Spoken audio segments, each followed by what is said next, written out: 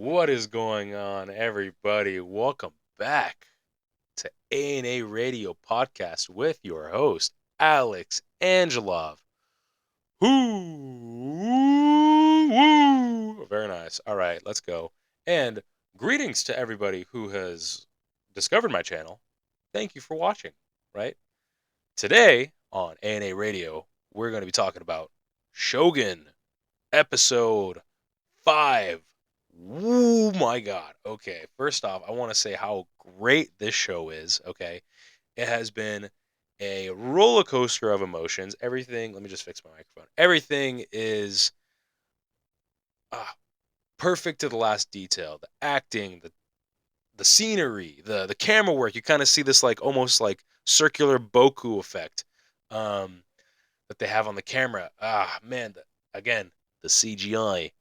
uh, the the stories within stories, okay, the tension that's with a couple of characters, the emotion, the drama, really.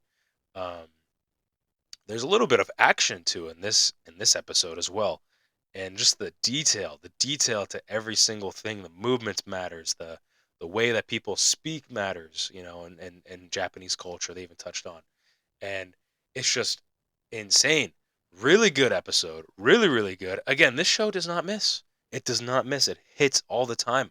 I I'm just in love with it. I cannot wait until episode 6 comes out next Monday, 9 p.m. Check it out. Hulu FX. Quick rundown of the show. Pretty much it starts off with the council that Toranaga escaped from in Osaka. They're just talking politics, talking about what they're going to do next, what they should do, what happened, this and that with the previous episode. It then cuts to Toranaga coming back to that village that he was at, and he brings him Toda Buntaru, Mariko's the translator, the Mariko's husband who stayed behind and sacrificed himself, who was presumed dead in episode 3, I believe. He comes back, which creates this problem for Blackthorn as he now has to compete with Buntaru, Mariko's husband, since they just had sexual relations in the previous episode, right? They got it on. Let's just not hide it. And yeah, it just creates this tension. Um, One key important thing that I thought it's a pretty big deal in this episode. Toranaga goes hunting with his son and Mariko. Mariko just talks about a Blackthorn and his ways and what have you. And yeah, as he's hunting, he talks with his son, who caused this whole war debacle. And as his son approaches Toranaga, he gifts him a pheasant, which Toranaga gives the engine or Blackthorn as a token of respect or gratitude for helping him out during the preparation for this war with his cannons. Blackthorn then takes this pheasant, hooks it up to his porch, tries to cure it. Everybody warns him that's going to rot. He doesn't listen. Throughout the entire episode, everybody starts mentioning something. Even at one point, the gardener Ryuju mentions something as well, and it just stinks up the place. It's a rotting corpse of a bird outside your house. Like, of course, it's gonna stink. Um, and throughout the episode, it's just a big thing. It's they kind of refer to it. It's kind of like a story within a story, and as the episode continues, Toranaga orders Buntaru to stay with the Anjin Blackthorn, um, because Mariko also lives there. They're husband and wife, of course. That creates massive tension. They first meet within the garden of Blackthorn's house. Lots of tension there. Blackthorn bows to him, but Buntaru does not do that. They prepare for a dinner. They have the dinner and they kind of go back and forth with like competing glares and rising tension. Who can eat noodle the most or the most accurately as it's supposed to with the slurp instead of just chewing on it. Um, who can drink? They had a sake drink off, which tensions did rise.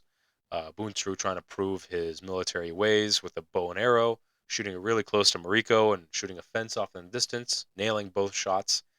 And Mariko telling us her story of how her family was killed, and how she couldn't do anything to prevent it and to help, um, and how she just feels stuck and chained up next to Buntaru her as her husband forces her to be alive. Right? She would rather kill herself than to be alive. From what I got from watching it. Um, as it continues, they're both drunk. Buntaru uh, physically assaults and abuses Mariko for saying a few things out of line and stepping out when she shouldn't have. And they have this really tension packed exchange where Buntaru pretty much is submissive and says, "I have dishonored your house. Please end my life." Blackthorn just is like, "No, this is sick. You're a savage. You piece of shit." Walks away. The next day, they there's still a lot of tension. He tries to talk with Mariko, and Blackthorn and her just kind of go separate ways. She doesn't want to be around him anymore, and she just kind of finalizes like, "Hey, I'm just your translator. Since my husband's back, I'm just your translator." He agrees. Um, Blackthorn goes back to the village, and the gardener does take off the pheasant. But prior to that, Blackthorn, as he was putting the pheasant on the house, warned jokingly he didn't think he was being taken seriously, but he did say, "You will die if you take it off from the house." But he wasn't being serious, as in English, a lot of interpretation comes from the emotion or the feeling or sarcasm, right? Depending on the context. But in Japanese, it's very literal. If you touch it, you will die. Like, it's literally that, as a lot of languages are. I can relate. In Bulgarian, it's very literal. Like, that is what you're saying. Sometimes there's like it depends on the context, but he's regarded as a high standing member in their society, and for someone to say that, it's like, oh shit. And they're very respectful. They have very traditional ways. The gardener does take it down, and Blackthorn goes into his house and is uh, somberly told by Fujisama that the gardener did die because he took it down, and he had to die because the smell was just so bad, and he died because of the warning, right? So Blackthorn is just beyond himself. He can't believe the savagery that he's seeing. To him, it's savagery. To the Japanese, it's normal, right? That's normal. It's a culture shock, right? A huge culture shock to Blackthorn, and he goes to Toranaga and says, "Hey, can I leave? Like, I want to permanently leave Japan. I think my services are done. This, and that." As he's saying this, a huge earthquake happens, and a landslide goes through the valley, right? Knocking everybody to their feet. Toranaga was standing over a hill and goes down through the hill as a landslide buries him. They find him. Blackthorn saves his life, but Toranaga loses his swords as they notice that Blackthorn hands his swords that came from Fujisama, and Toranaga is thankful for that. As they look over to the valley, they see their whole army be wiped out by this landslide. As they come back, Blackthorn makes sure that Fujisama's okay, and he finishes off the rock garden that Uriju. I wish I knew how to pronounce his name, but Uriju, how he was making the garden, he finished it off, and that's pretty much the end of the episode. Towards the end, the council does meet up with a high uh, princess or queen, I guess, is her status. I forgot who she was. Um, but they meet up, and she is taking over as leader of the council, right? I think she meets up with Ishidu, and she takes over. God damn, I think, what was her name? Oh my god. Ochibi no Kata, I believe, was her name. Oh, no, no, no. Kiri no Kata. Yeah, there you go. I believe it was her. I believe. If not, please let me know in the comments. I'm very bad with names. We haven't seen her since, I think, the first or second episode, so I kind of forgot. But overall, Really good show. 10 out of 10. I'm coming up on 10 minutes. Oh my goodness. Please check it out on Hulu. It's worth the watch. I just told my mom to watch it. She watched the original back in the 80s, so she's definitely excited to watch this.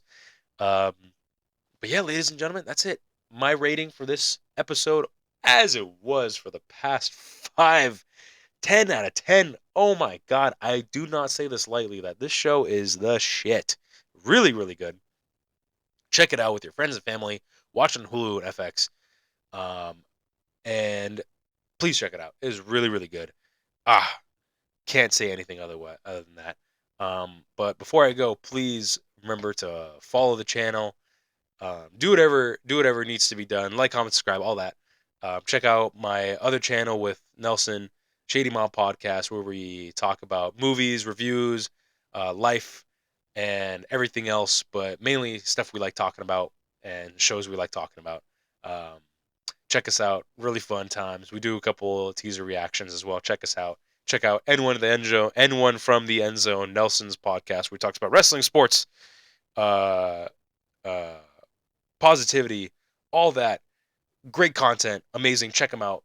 Subscribe to all those channels, and please subscribe to A&A Radio as well, where you get the latest and greatest content, reviews, reactions, all that jazz, and more content from your boy Alex is coming as we get used to this YouTube jazz.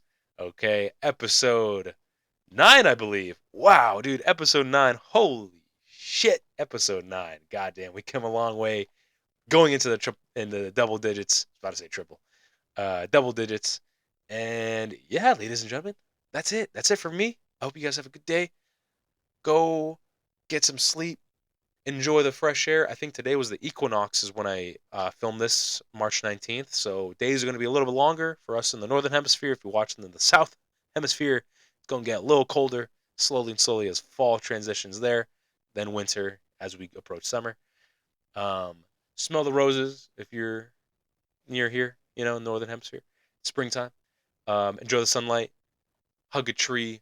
Say hi to your mom. Say hi to your dad. Do all that. Read a book. Watch the show. Watch Shogun. Watch this show. And enjoy the rest of your day. Okay? Enjoy. Bye, guys. Hey guys, thank you for watching this episode of the A&A Radio Podcast. Please just remember to like, comment, and subscribe at the end of the video. And you guys have a good rest of your day. Bye, guys.